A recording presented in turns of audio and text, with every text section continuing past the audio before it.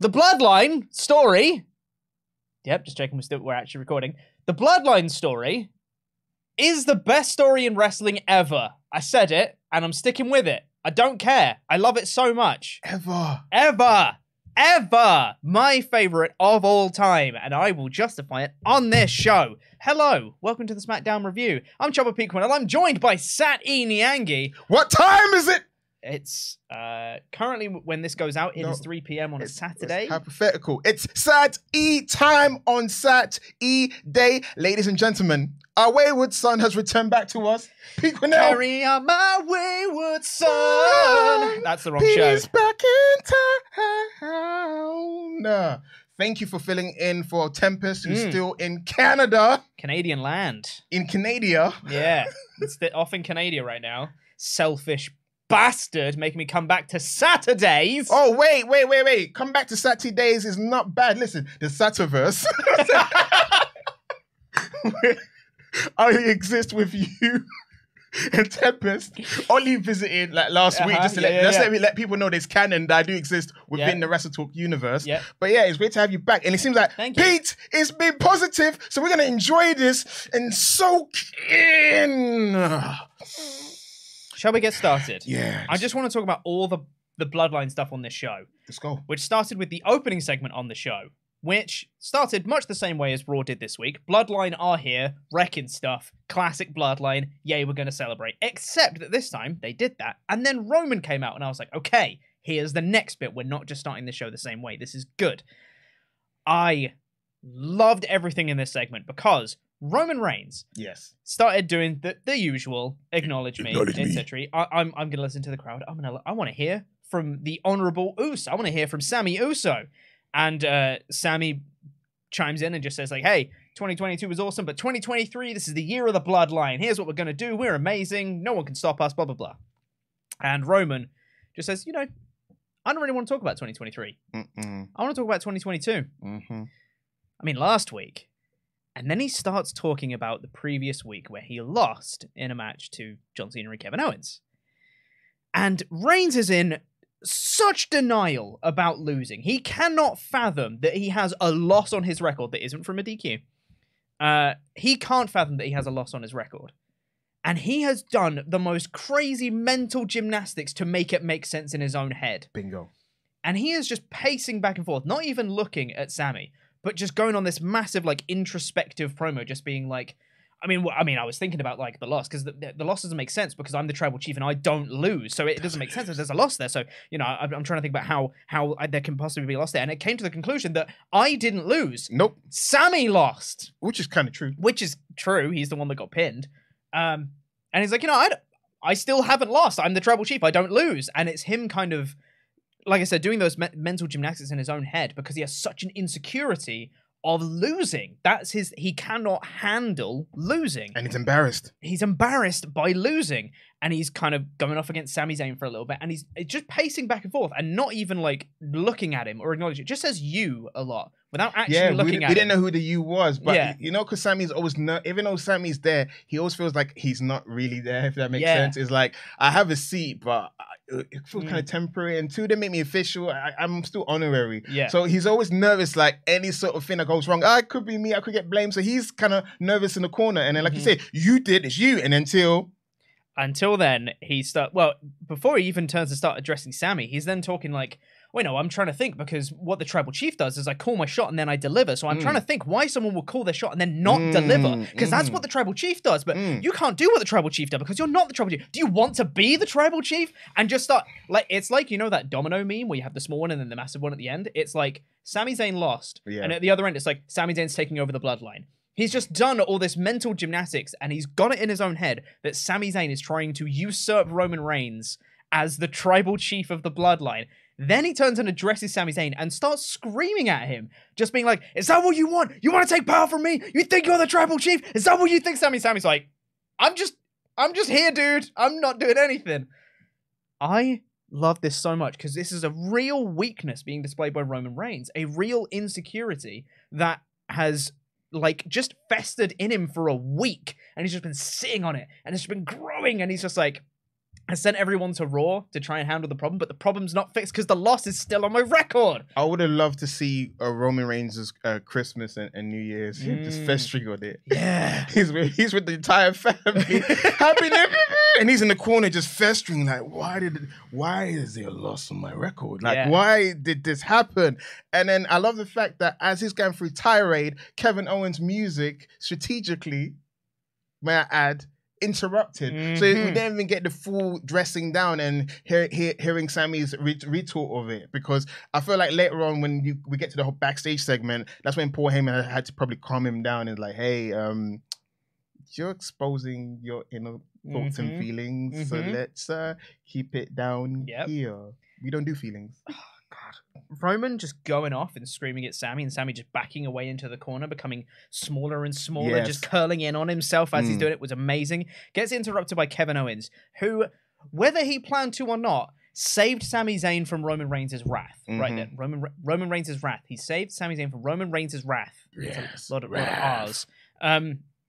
So he saved him from that verbal tirade that he was on right now, and he says, "Look, you're not mad at Sami Zayn, really. No. You think you are, but you're not. You're mad at me. I'm the problem in all of this. I'm your problem." And he didn't say, "Stop yelling at Sami Zayn. He's my friend." No.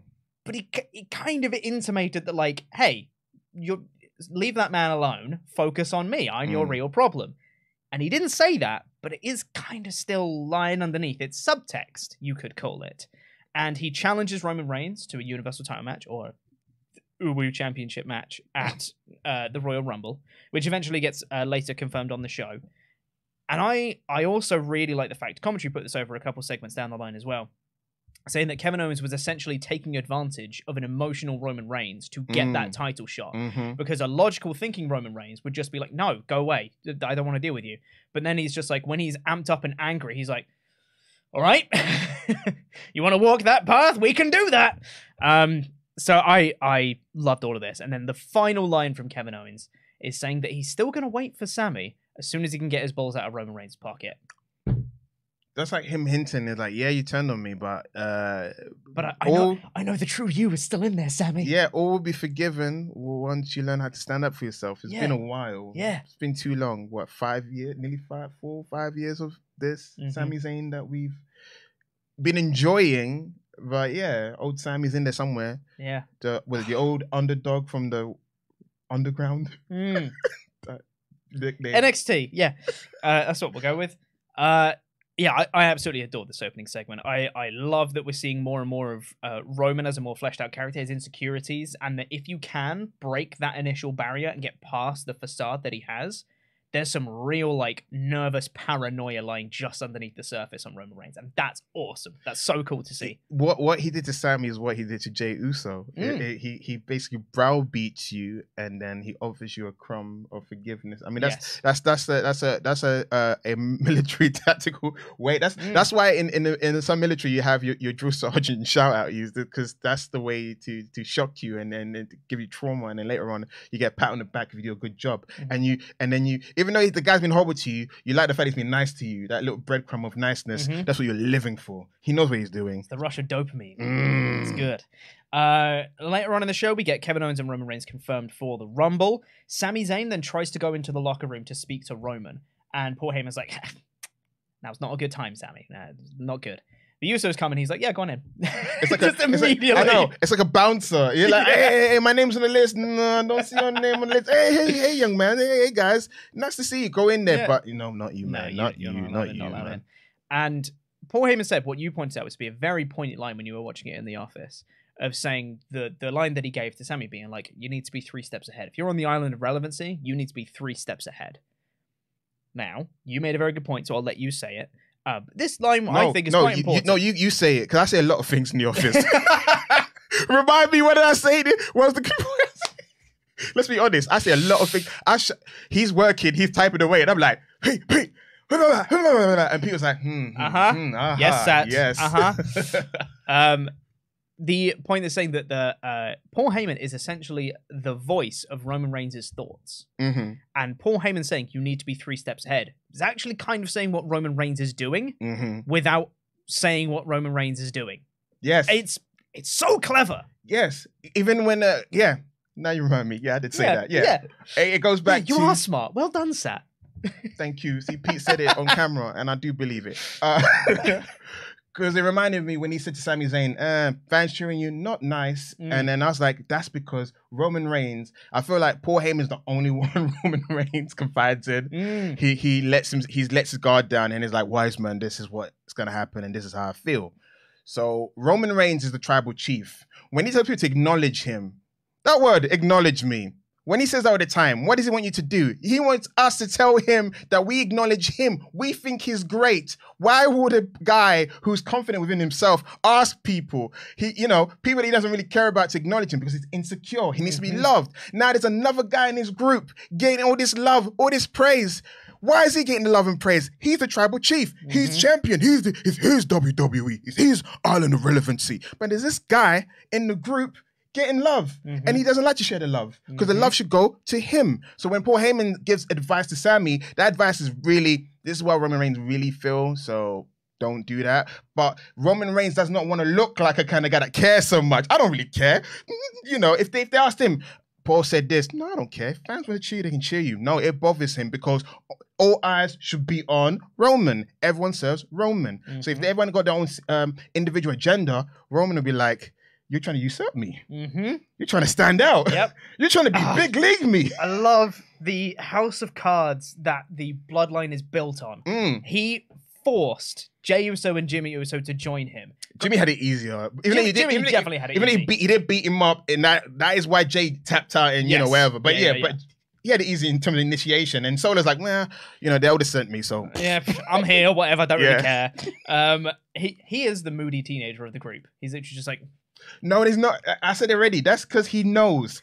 Roman told him, them car rides, just them two in that big car with Paul Heyman. He told him, when the time comes, we're gonna smoke Sami. But he is not. I don't think it's in Solo's DNA to do a Jey of like, hey man, how's it going? He's like, I don't play games like that. I'll just stay quiet. I'd rather not talk to him. So that's what he's doing. I'd rather not talk to him because I don't engage in false interactions. Just let me know when it's time and we'll smoke him. Yeah. Jay's happy because he's like, this is like Christmas. Jimmy doesn't know. Jimmy thinks he knows because he knows his cousin. He knows his family. He's like, Jey, you're too happy. Something's going on. So that's when Jimmy went, oh, he's my boy, but I love my family. And he was trying to gauge interest and Roman just brushed past it. It's like, yeah, so tonight we're going to initiate, honorary Uso and all that. Jimmy doesn't know, but he thinks he knows. Like we all know. It's so many layers to the story, man. And Paul Heyman knows everything, of course. It's so good. So Sami doesn't get in to talk to Roman Reigns until much later in the show, where Roman Reigns is sitting there and he says, wise man, bring me Sami. Shmooly. Is that like a Hebrew way of saying Sami? Because I realized Paul Heyman's been calling Sami, Shmooly. I like you, nice. Shmooly. Yeah. Ad break, come back. Sami Zayn is there with Roman Reigns in the locker room. Before Roman Reigns can talk, Sami Zayn apologizes profusely. And he's like, look, if I have done anything to make you think that I'm trying to take power away from you, I am so sorry. I hate apologies, by the way. I hate if. Those if, in real life, if apologies are never great. That means you're not aware. So you're like asking someone, I'm not aware where I went wrong. So if I did go wrong, you should... Basically, he's lucky that Roman did what he did, what you're about to say. But if apologies never go down well. Yeah. It's like, Pete, if I offended you, if you're saying there's a doubt in how I feel. But you know you did, which is why you're apologizing. Advice to WrestleTalk fans. If you're going to apologize, don't say to your other half of your family members, your friends, if I offended you or if I said if, that means you doubt that you potentially said it. You have to commit and say, I apologize for what I did. If you say if, that means you're not really there. You're gauging interest. Did I really hurt your feelings? Oh, I did. Oh, I'm sorry. You have to know it. Yeah. Can't be led. And also, it's basically just saying, like, you're wrong, but I'll say sorry anyway. Yes. It's essentially what you're trying to say. I don't see where I went wrong, but it hurts your feelings, and I don't want you to hurt your feelings, so I apologize. Regardless, Sami Zayn does one of those, and he says, like, if I've made you feel like I was taking power, if there's anything that I've done that's upset you, I am so sorry. That's never my intention. I acknowledge you. I've always acknowledged you, that this is what I want. This is perfect. You're perfect. We're all great here. And Reigns just says, I don't accept your apology. And I was literally just like, oh, Ooh, this is spicy. And Paul Heyman in the background is just kind of like, it's like he's watching a tennis match. He's constantly just like looking back and forth between them, giving more looks to Roman, obviously, because that's where he looks more often. And just like the curious, like, what's he saying? What's he going to do? And then Roman Reigns says, you know, he holds himself to a higher standard. He's the tribal chief, and nobody deserves to be talked to that way. So I don't accept your apology, Sammy, because I should be apologizing to you. Oh, let me tell you, when I watched this morning, I popped. I popped so hard for it because Roman Reigns has never apologized to anybody in the Bloodline. Nope. Regardless of how he's treated them. He beat up Jey Uso repeatedly. He constantly made him feel like dirt. Emotionally abused him. Physically abused him. Abused and manipulated and gaslit that man. He's spoken down to Paul Heyman. He's spoken down to Jimmy Uso. Even when Solo Sikoa got first introduced, he intimidated him. He went up to him and he's like, I'm going to need you to acknowledge me, right? Right after Clash at the Castle, and Solo was like, okay, I acknowledge you, sure, whatever. But like he was at least physically imposing over everybody in the Bloodline, but has never apologized to anybody except Sami Zayn. I love all the implications associated with this because behind them, Paul Heyman is sitting there like, what now? Why does he get an apology? That's insane. Paul Heyman's facial expressions in this segment in particular, I thought were absolutely phenomenal. He looked like he was going to cry as well. Exactly. He had so many conflicted emotions because he was like, I'm happy for Sammy that he's not getting berated and like kicked out of the Bloodline or whatever. I'm sad that Roman is apologizing to Sammy and not me. It's like he's bringing up like past trauma and just being like, I can't believe that Sammy's getting away with this. And I'm not. I actually thought it was something different. So, you know, when I say that Paul Heyman always quivers, it looks like it's quivering around Roman. I do feel like the real Roman Reigns, because he probably wears so many masks, he has to, wherever. Paul Heyman knows the real him. So he knows how volatile he is. Yeah. So I feel like his facial expressions also very much worried for Sammy. Yeah. Because when he did say, I think Paul Heyman does like Sammy. When he says, I like you, because Paul Heyman, he's in a tough business. Being the wise man is not an easy job. He said it before. I can't recollect which SmackDown or which show. It's not an easy job for him. There may be people he likes, but the guy he works for is a sociopath. So he knows in his heart of hearts when he's BSing.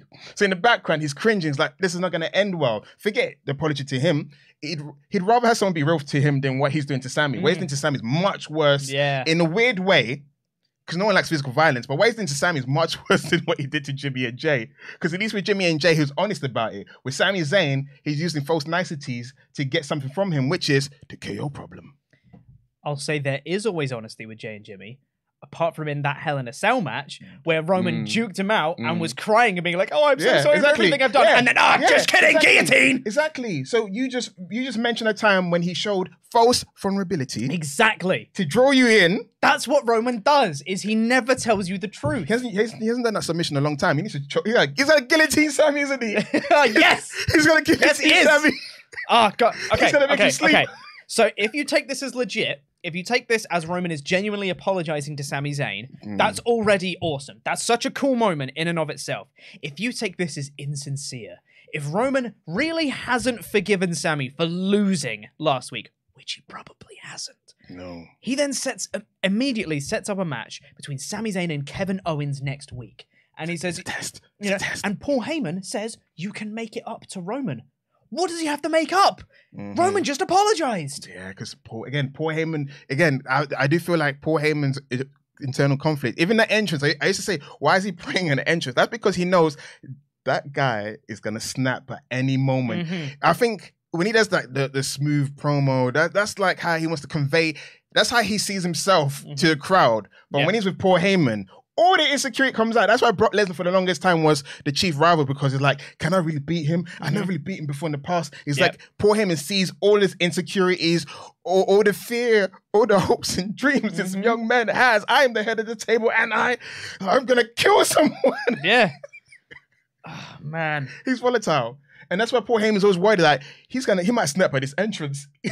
So who knows how much anger that festers within Roman that he holds in, how much bile and hatred he has for everyone. So Paul Heyman sees that, so he's like, he might not even make it through this entrance. He might just snap and just choke me out or choke someone out because he's angry. He also takes it out on his nearest and dearest, which is Paul Heyman, who sees everything. So that's why he's always like cowering. He's like, oh gosh, I hope we make it through this entrance. You beat someone else up or blah blah. You might beat me up. Who knows? But yeah, Roman Reigns is so unpredictable. Who knows? Yeah. Who knows? I love the fact that this apology, like, you can, artistic interpretation can go so many different ways, because you can take this as legit and him just being like treating Sammy above others in the bloodline. That's already an interesting dynamic as it is. He's already kind of treated Sammy with reverence and respect and all that stuff, right?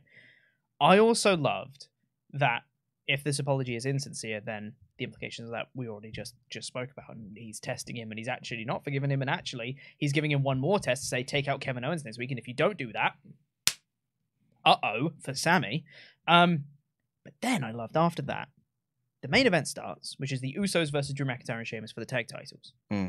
Sammy says, oh, Usos music's hit, I got to go support my boys. Reigns is like, no, sit down, we'll watch it together. Which one is very cool, because Sami Zayn watching a thing with Roman Reigns and being like, oh, cool, his apology's sincere, he wants me to be around, that's great. He's also not out there supporting the Usos. So if next week, Paul Heyman tells the Usos that Roman Reigns apologized to Sami, that's already driving more of a wedge between them all. Yes. It's so clever. It's so clever. And through this match as well, we cut back 3 times to Sami and Roman watching. It was funny, and also I thought it was very interesting. Very subtle storytelling. The first time we cut back, it is just Sami and Roman watching, Sami pointing at the screen and shouting tactics or whatever, and, just saying, they're great, we should support them. Cut back the second time, Sami's eating popcorn and offering it to Roman Reigns. Roman's befuddled. And Roman is like, what is popcorn? He's confused at the concept, right? But then we cut back a third time, and Sami, Paul, and Roman have their individual tubs of popcorn. So 1, it's funny, right? It's just a funny visual, the story over time. But 2, Roman took the lead from Sami. Roman at the start of the show was so worried that Sami's taking power and taking the lead over the bloodline, and Roman followed Sami's lead to get popcorn. Now, maybe this is me reaching, but I don't care, because I love this story so much. Roman is so worried about Sami taking over power, he then followed Sami's lead on getting popcorn and then was following Sami's orders. That is so clever! What if the insecure part of Roman is, if I act more like Sami, will they love me more? Will they love me more? Will the crowd love me more? Oh, it's so good! There's so much interpretation. So much what to could it. be going on in the scene? We could be reaching, but we're reaching for something. Honestly, I don't even care, because you can reach as far as you want with any sort of story, and whether they're trying to tell that story or not, you hold that artistic interpretation of that thing, that is totally cool with you. That is your interpretation of the story, and that is fine. I cannot get enough of this story. Me too. I cannot get enough of it. It is everything that I want out of wrestling. It is my favorite thing I've ever seen in wrestling, and I will stand by that for a long time. I just hope and pray that this has a really satisfying conclusion. That will be the one thing that ruins the story retroactively, is if they don't pay it off right. For me, in terms of great long-term storyline that had good payoffs, was the Macho and Hogan and Elizabeth storyline and the Batista storyline. Those, because it's quite hard for me to think of long-term storylines where you're hooked from the beginning and you knew something was going to happen. And then those are the 2 instances where the storyline had great payoffs, and then this one, if it ends the way we hope it's going to end, it could be number 1 amongst those. I think so. It's definitely in the conversation at the very least. And I don't know. I'm not saying that there is a right way to end this story, because I think there are a few. The Daniel Bryan one was accidental, because that's why I never really put that in. Count. It was a great storyline, but we know the truth that it wasn't meant to go the way it did. Exactly. If it was designed that way, we would have said, that's the best. That's the best storyline of all time. The ebbs and flows of the hero getting to where he needs to go. It was just like, everyone knows the story. Go watch old WrestleTalk videos if you don't. But I don't include that Yes movement, Yes-omania as a storyline, because that was accidental. But and I think there's several ways that this story can go, and I'm going to be happy with probably any of them. But I just think that there might be something lacking if they end the story prematurely or they don't quite reach the right conclusion that a lot of fans want at the time, because fans' perceptions of anything can change very, very quickly. Yeah. So they're maintaining this fan momentum for quite a long time. I hope it doesn't like peter out anytime soon or anything like that. And I hope it just continues on and then they just pay it off. I reckon at WrestleMania, they're wrapping it up. If you keep going past Mania with a lot of stuff, you'll have to change something pretty drastic. No, but it's also a weird storyline because in a lot of ways it's a storyline setting up the Usos versus Kevin and Sami apparently, and I want it to be Kevin and Sami for the tag titles. Yeah. Even though in a perfect world Sami would face Roman at WrestleMania and win the title or something like that. Yes, he should do that. But that's not gonna happen. Not to be horrible or anything like that. It's kind of like going back to fans of wrestling in 1999, Mankind should have wrestled in WrestleMania 15 or whatever because of the fan support, whatever. Sami Zayn's in that situation where fans love him, they want to root for him to do well, but it's just like WrestleMania, they've got other plans. Is it going to be The Rock? Cody's hot property right now because spend a lot of money on him as well. Oh, yeah. So it could be Sami could win the title down the line, or this goodwill and build as a babyface could lead to next year him winning the title. So let's hope that that's the positive out of this storyline and him breaking out and seeing the light. Here's a crazy idea. If they are going to do somebody else against Roman at WrestleMania, let's say it's Cody, right? Let's say Cody comes back, wins a Rumble, challenges Roman, maybe he dethrones him, right? If Sami is involved in that match, he's still aligned with Roman at this point, and he's potentially does an error in the match and doesn't help Roman in the way he should. Can you then just do a Sami Reigns feud, but just not for the titles? Well, rumor has it it's gonna happen at Elimination Chamber, so they're gonna break up then. Montreal, baby. So I think Sami's time is running out. The whole TikTok hourglass thing that we joke about is happening. It's gonna happen to Sami. So I think he might lose because it can go either way. Because Kevin Owens has to be kept strong, so he can't lose frivolously to Sami. Yeah. So it's either a DQ where they injure a body part that Roman's gonna exploit at the Rumbles. It's kind of like you lost, but you injured him. Yeah. So you get another pass. So you did your job. In a weird way. Yeah. Or Solo DQs or whatever. Yeah. Kevin Owens was about to win. And it's like, you didn't lose, but Solo had to help out. So there's many ways it can go next week. But I don't think it's going to go to Mania. I think by Mania, Sami Zayn's already been kicked out. Like you said, we're getting that close. We have to hit it. Because the fact you're loving it, let's keep you loving the storyline. So we have to end it quickly. Pete still loves it. So let's end it quick. End it well. Yeah. The thing is, I'm totally cool with that. If they want to end it pre-Elimination Chamber time, that's totally fine. I just want them to do the right thing. And for me, the right thing is Sami dethroning Roman Reigns. But I don't think that's going to happen. Well, for a lot of people, I would love it to happen. For a lot of people, it's a full circle moment. It should be Jey Uso. I also wouldn't hate that, honestly. I wouldn't hate that. I think they need to do a little bit more of the story building till then, because I think they had the story initially, but it hasn't really been referenced that much since it's happened. So if they start having Jey having second thoughts about Roman and maybe he starts siding with Sami Zayn a little bit more and things like that I think would then build in naturally into a Jey It's Roman. not gonna natural storytelling thing. If you watch TV shows and stuff like that, he would be the guy. But Usos are too valuable as a tag team, so it's not gonna be Jey. No, but I'm just saying in terms of a list of options, he would have been great, but. It's been a while. Main event Jey Uso comes out from time to time, but he's not that guy anymore. No, it's unfortunate because he is great. Oh man, there's more stuff. There's more stuff from SmackDown. Right. Well, should we talk about the rest of the show? Yes. We'll come back to that main event later. Yes. But for now, we had that opening segment as we first mentioned. We had Charlotte Flair, the humble babyface, arriving in a convertible sports car, looking like a real humble babyface. We had Kofi Kingston versus Santos Escobar. These two got back into it backstage, saying that, I'm going to beat you in the Rumble. And Kofi's like, no, you're not. So they decided to have a match. Yeah. Verbal joust turned into action in the ring. An actual joust, except metaphorical joust. And they were doing a few spots in this match to be like, if this were a Rumble, then this is what would happen. Yeah. So, Kofi did a save spot, and he then threw Santos over the top rope, and it's like, he would have been eliminated if this was the Royal Rumble. Eventually, Santos Escobar won with a Phantom Driver after some distraction from Legado del Fantasma. It was a fun match.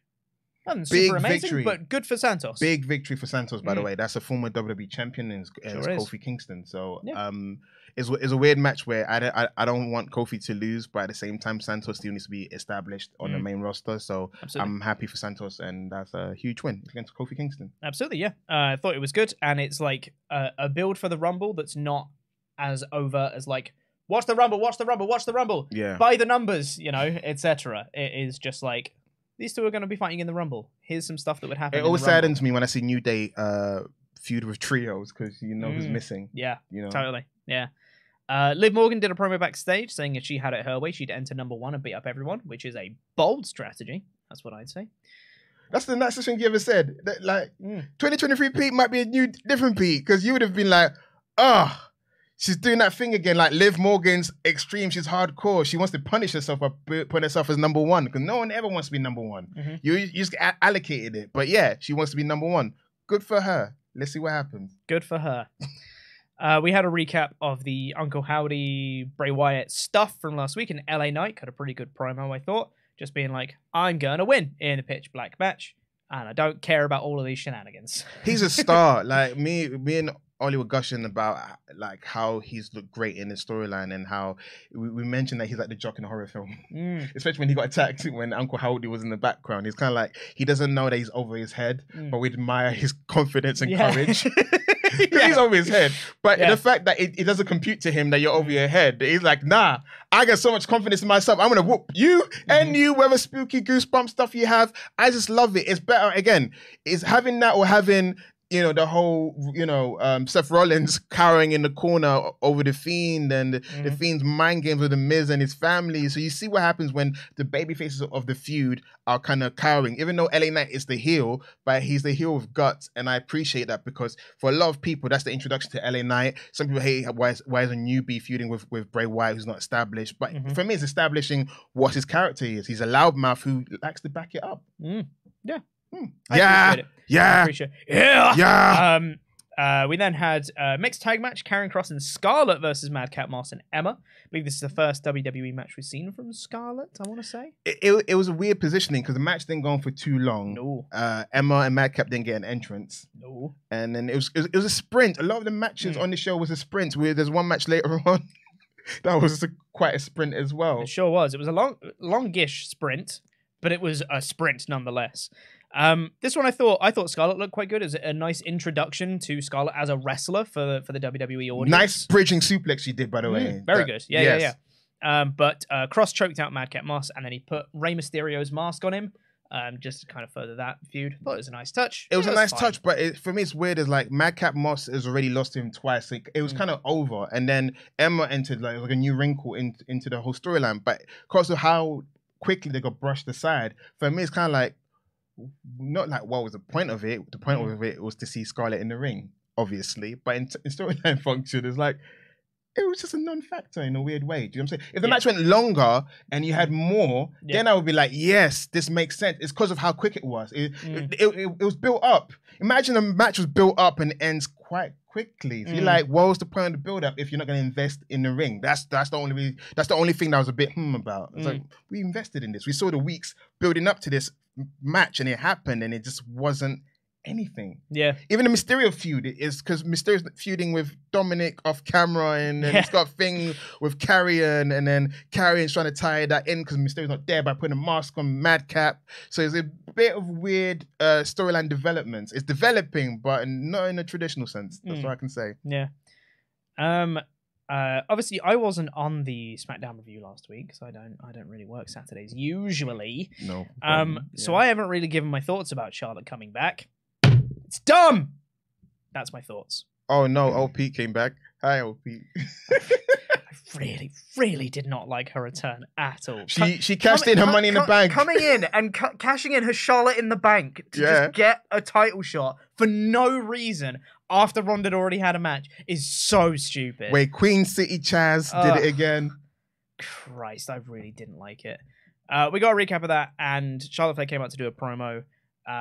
She said she doesn't care about the crowd reaction. You can cheer, you can boo, I don't care. And it was at that point I was like, okay, it's the same Charlotte. I was really hoping we get a slightly different Charlotte. You kind of got her being appreciative of the crowd support. They said, thank you, Charlotte. And she goes, wow, I never hear thank you, Charlotte, which is sad because she never really gets her props. But at the same time, that goes to show you how bad Ronda Rousey's title reign was. Yes. It's so bad. They would have accepted Michelle McCool doing her Piggy James era, coming back and dethroning Ronda Rousey. That's how bad it was. They would have accepted Sable 98 coming out and dethroning Ronda Rousey. They would have accepted anyone. They would have had, Mae Young. Yeah. Anybody but Ronda. That's how bad the women's division was at the time. Exactly, yeah. It was a fine promo, it was okay. She's a babyface now. No. Yeah. No. Yeah. She's bad as a heel. Yeah. She's a heel. Yeah. She got interrupted by Sonya Deville.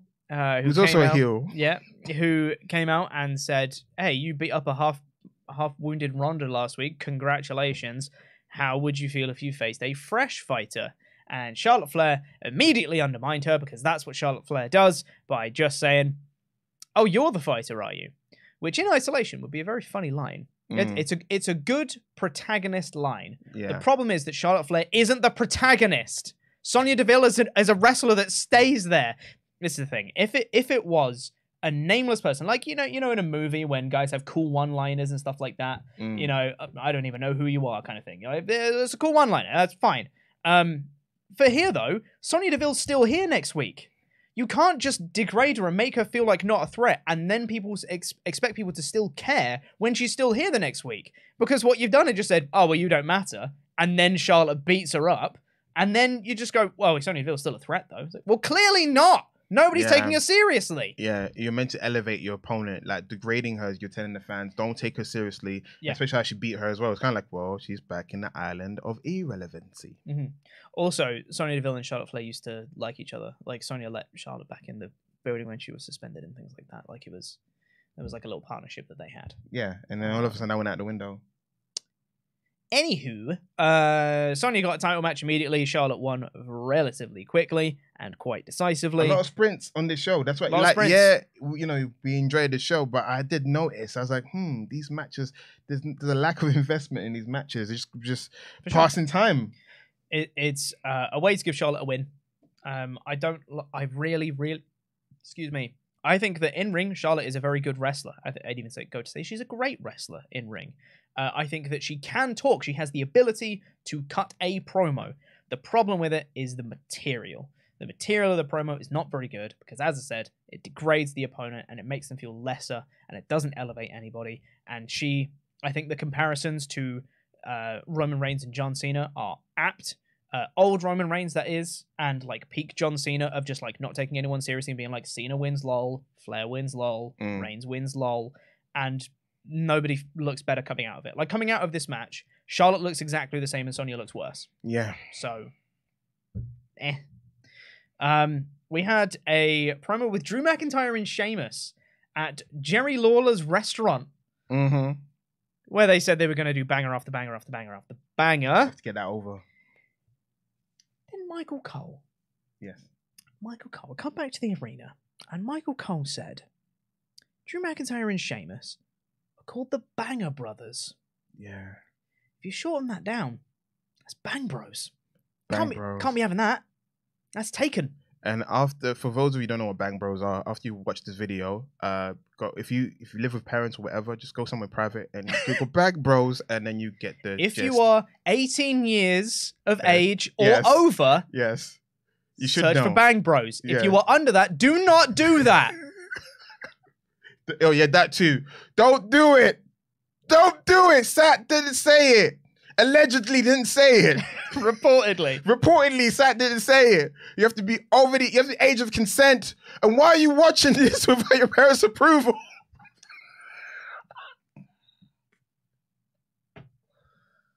Oh dear. This show's gone off the rails. Cody got a video package. It was the same one that was on Raw. He's coming back soon. Lacey Evans' repackage continues. Are you excited about this? Yes. You know why I'm excited about it? Because she's got the Cobra Clutch. You know me so well. So get this. She's been bestowed upon her. This voiceover lady, we don't know who's been talking to her during her training. He said, you must use this move, the Cobra Clutch. I was like, yes, Sergeant Slaughter's Cobra Clutch. And next week, you must use the word maggot. That's what I said, yeah. Yes. That's what I said in my review. Yeah, we think alike. It works as well because maggot. Maggot. Maggot. Okay. There it is. Okay. Why am I excited about Lacey Evans? Because number one, she's one of those people who got misused during the Vince era. Yeah, her original character, I liked it. She called people nasties and whatever, and then she didn't really want to wrestle, and then did feud with Becky for a bit and whatever. She's improved in the ring. It's just getting the right presentation to go with her. She's got a real life, her real life background's quite interesting, and the fact they want to incorporate it, great. She could be a great heel. The only issue was they didn't know if they wanted her to be a babyface, an insincere babyface, or outright heel. We got all three in the last few months last year. Even her promos went on browbeating at one point. It was inspirational of what she's done in her life. Then it's like, you can't do what I do, what I went through, and how I got out. It's like, wait. Now you're saying that, you know, them ones. It's like mixed messages with Lacey. It was conflicting. I liked it when she came out. She didn't get quite the great crowd reaction she wanted, so she restarted the music. That thing was great heel heat. They could have run with it. But, you know, Triple H took over. He goes, let's repackage her because she's kind of been tainted again. How quickly can you taint a repackage? Ask Jeff Jarrett in 98. He had many different characters. But yeah, I like this because it seems like they have tunnel vision on what they want to do with her. And I'm waiting to see. We have to see. It's just packages right now. You know, package gets you excited, but let's see the finished product. If the finished product's rubbish, then I'll take back my enthusiasm. But I am cautiously optimistic. I don't care. We had Ricochet versus Top Dollar in a Royal Rumble qualifier. I thought it was weird that this one was a qualifier when like Kingston and Santos Escobar were like, oh yeah, we're in the Rumble. And it's like, but Ricochet won the World Cup. Why? And Santos didn't. Why does Santos get to enter? And Ricochet's like, no, I've got to prove myself. Why does you know, Bray Wyatt not get suspended or fired by Adam Pearce, but Bobby Lashley? He got fired for like 5 minutes. You know, well, what's the difference between Bobby Lashley and Bray Wyatt? Who could possibly say? Yes, guys, read between the lines. Anyway, Ricochet won this match really quickly. But doing not, it's a sprint. He didn't do. Yeah, it was a sprint. He didn't do nothing. As in he. You watch the match, you see Top Dollar dominating. You go get a cup of water and you come back and the match is finished and Ricochet won. And you're like, how did we get from Top Dollar dominating the match to Ricochet did one? I feel like he did 1 or 2 counters, then he won. Yeah, 1 or 2 counters and then he won. It's like he rope-a-doped him. It literally, like he did one like reversal, kind of reverse DDT type thing, and then did the shooting star and won. That's it. That's what the only moves he did. Yeah, that's what he needed. But then, so Ricochet qualified to Rumble, good. Yay. But then after the match, Hit Row turned heel. Yay. Good. That's good. I'm glad. Whatever they were doing as babyfaces wasn't quite connecting for whatever reason. So I'm hoping they can have a bit more focus, a bit more drive with Hit Row. Do you know what people hated about them? The handshake is so annoying. It isn't good, is it? Like yeah, that's not babyface I want to cheer. What's that all about? But as heels, that's obnoxious. That's like, ooh, they want that moolah. They want that money. Boo! And also, if they let Top Dollar rap as he comes up to the ring and dismantle his opponents, they'll get over. It's because they come out to their track and they need to show more of what they can do. Top Dollar's got skills, you know, B-Fab raps as well. Ashanti, he's good at standing in the background and, you know, adding numbers. He moves smoothly. He has smoothments. He's great as a wrestler. I mean, like in terms of what he adds to the group, he's just like a glorified video vixen for them when they're rapping. A little bit, yeah. But I guarantee you that if Top Dollar starts rapping on his entrance, people are like, AEW ripoff. I guarantee you people would say it. Listen, it started a long time ago when it was Hit Robertson claimed who's the better rapper, which is Top Dollar, by the way. But yes. It's a hot take. It's the right take when it comes to listen to actual to people listen to hip hop. Don't come to me if you don't listen to hip hop. Don't comment trash in the comment section. That be listen. If you know about bars and flows, Top Dollar has existing projects already. This is not a gimmick to him, son. He's been living this life for a while. Braun Strowman saved Ricochet from a further beatdown. Cool. We then had the backstage segment with Sami Zayn and Roman Reigns. And then we had the main event. The Usos versus Drew McIntyre and Sheamus. And this was very fast. This was a very fast pace, and they didn't stop. Oh, man. Loads of near falls as well. Some really big near falls. There was a near fall off a Claymore. There was a near fall off the 1D. There was a near fall off a Bro Kick. There was so much stuff happening in this match, just constantly back and forth, back and forth, back and forth. Solo Sikoa got involved, started beating up Sheamus on the outside behind the referee's back. Butch and Ridge Holland came out, nullified Solo Sikoa and chased him off. Go back in the ring, back and forth with Jimmy and Sheamus. And then the Usos got the win with a roll-up, assisted roll-up, where Jimmy got the roll-up and then Jay was like pushing his back with his feet on the outside. That's the annoying thing. You didn't need both brawling brutes to take out Solo. I would have had Ridge, because Ridge is the thicker of the two between him and Butch. Butch should have stayed behind. Yeah, Ridge the Fridge should have went after Solo, and then Butch should have stayed behind to make sure there's no shenanigans. But both guys got so caught up in attacking Solo, they left the old boy behind and shenanigans. But you could also make the argument that if Sami Zayn was out there, then it would have been Ridge to take on Solo Sikoa and Butch to take on Sami Zayn. And then Solo could make the argument that, like, I can easily take on Ridge Holland. So if you were out there, Sami, then this wouldn't have happened. I love the Bloodline story so much. Regardless, though, I thought this was a really fun match, a really fun end to the show. And because the Bloodline was all over this show, and it's my favorite thing in ever, this is an easy 5 out of 5 show. I don't care. Everything else on this show was either decent to good. The only thing that didn't really work for me is the Charlotte Flair promo and match. Everything else was all right. 5 out of 5 show. Love it. Give me more. I give it as a 5 out of 5.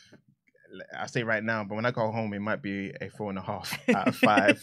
And I realized I rated it too high, because the only negative, the only blemish for me was the sprint of the match. It almost came to, it's almost like the matches didn't matter. We came to see the Bloodline, which is true, but it's like everything on the show is inconsequential. Yes, there were some Royal Rumble qualifications, you know. Yay for Ricochet, who had to earn it. Why? Like you said it. But at the same time, is like the Karrion Kross and Madcap Moss feud, I think, is finally over. Scarlett looked good in the ring, but it's just like the matches. Let's just say, I'm gonna use an example. So when Ricochet had his finals match against Santos Escobar, if that ended in 2 seconds, we'd be like, what's the point of this tournament? Yay, Ricochet won in a dominant fashion? But it was a sprint. It had to mean more. You had to see the battle, and it's not really a battle; it's a sprint. It's kind of like, why should I care if the matches are not lasting long enough? That is a very fair criticism. I felt like the wrestling on this show was relatively inconsequential. The wrestling didn't actually matter. It's like it didn't matter. It's like you're watching this for a storyline, which is true. Listen, that's why it's called sports entertainment sometimes when certain person's in charge. We love the entertainment portion of it, but I want the sports to matter as well. It had to be equal. But I get it. Without cutting back some of the matches, you won't get that much backstage segments that we got on the show. But I couldn't quite grapple with I grapple with the fact that it was just, it's too much sprints in the match. Yeah. It's almost Attitude Era-esque in terms of like the matches that matter. Let's go back to storylines, which people did like, but at the same time, what's the point of wrestling if you're not going to put any effort into it? That is totally fair. Before we get out of here today, we've got a couple of things to do. One of them being there was some missed Ultra Chats from yesterday's live stream that Luke and I did about the Vince McMahon news. So we had a few Ultra Chats in there that we missed off at the end of the show. So I'm going to read them now instead. Wayne Mosby said, "That's exactly what I'll do. Y'all are who I watch for all things wrestling anyway if he comes back." I believe that's in reference to us saying, if people want to boycott WWE with Vince McMahon back, you do that. Just watch WrestleTalk videos to keep up to date with everything. So he said, that's what I'm going to do. Thank you, Wayne Mosby. Zeppelin2144 said, "I bought stock into WWE when Vince left and will be selling it today for a profit since he's back. I barely watch WWE as it is anyway, but I can't morally support Vince if he is a producer or lead over anything in the company." Also fair. Morals. And last one from Advocate 005. Said, "Check this tweet out." The tweet in question says, "People calling or texting Tony Khan today, letting him know that they were just working. They didn't mean any of it. Lots of people probably second-guessing their decisions today." Well, we'll see, won't we? But yes, we missed some of those. Do we have any Patreon shout-outs? That is a question. What's the date today? It's the 7th. We do have some patron shout-outs. That's good. If you haven't been to our Patreon page yet, at patreon.com/WrestleTalk, you really should. So much extra bonus content. You know, the episode of Survival Series that just went live on partsFUNknown yesterday? The uncut and uncensored version is up on Patreon. It's like nearly an hour long of just each of us doing our full excuse me, our full thoughts and feelings on trying to name every Royal Rumble winner. You can see all the anger. We had to cut out some of the anger because it was too angry. But you can watch all of it on Patreon. Head over to patreon.com/WrestleTalk and watch that. Also, if you pledge the $25 or above tier, you get your own custom wrestling nickname, and it gets read on a show much like this one. That was a horrible noise, sorry. So thank you to the Machine Gun, Alex Anderson. The Shockmaster, Austin Schrock. The Schrockmaster, because he's Austin Schrock. Wait, I didn't read. See, it was angled the wrong way. I'm sorry. The Schrockmaster, Austin Schrock. It's got the last name right. Yeah. Shawn Michaels' biggest fan, Brett Guy. Chris Hellfire, Brimstone. Infinite Crisis, Chris Jenkins. No Fozzy required, Chris Mayers. Maze? Chris Mays! I can read. You got no excuse this time. It was angled the right way. It was angled the right way, but I manifested the wrong name. All-Star, Chuck Turner. Cody the Terminator Moody. The Mayor of Painesville, Dan. We love you, Dan. Dr. Hook, Nolan Evans. El Jefe, Elijah Fairman. Send me to heaven, Evan Reich. Great song. Thank you all of our pledge hammers on our Patreon page. I believe that's it for the show. This feels weird to not be doing like final Ultra Chats. It's not a live stream. I'm not used to this. No. But join us again next week. Same Sat-E time, same Sat-E day. Same Sat-E channel? No, it's not channel. No, it's not my channel, but it's my day, time on WrestleTalk. It's our channel. Tempest will be back next week. We've got a regular-ass week next week. So it's going to be me and Luke on Monday going over Raw. It's going to be Luke and Ollie on Thursday with the AEW Dynamite review. And it's going to be Sat and Tempest next Saturday going over SmackDown. Thank you so much for watching. Really do appreciate it. Hope you're having a wonderful day. I've been Chubba Beat Cornell. I've been joined by Sat E. Niangi. Thank you so much for watching. And jam that jam.